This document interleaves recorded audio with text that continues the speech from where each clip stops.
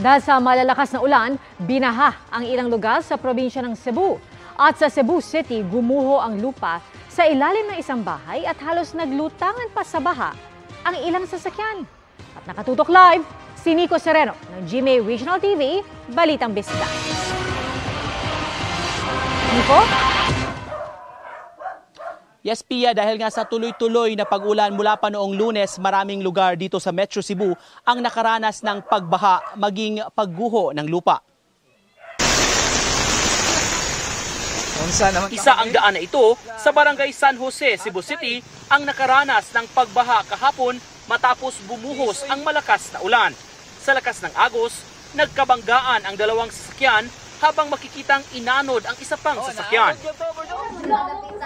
Halos lumutang na rin ang mga sasakyan sa parking lot ng isang mall sa Cebu City ilang oras matapos bumuhos ang ulan noong Lunes.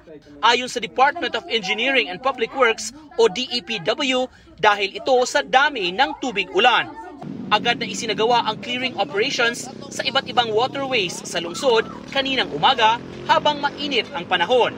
Naabutan ng GMA Integrated News ang pagkuha ng mga nakabarang basura at nakatambak na lupa mula sa mga culverts at manhole.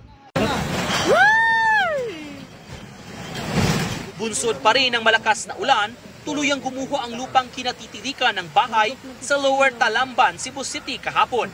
Ang bahay ay nasa gilid ng Talamban-Canduman Bridge. Ang dalawang palapag na bahay ay pagmamayari ng pamilya Seno na ipinatayo noong 2006. Ayon sa may-ari ng bahay, ang bitak na culvert malapit sa kanilang bahay ang dahilan kung bakit bumigay ang lupa.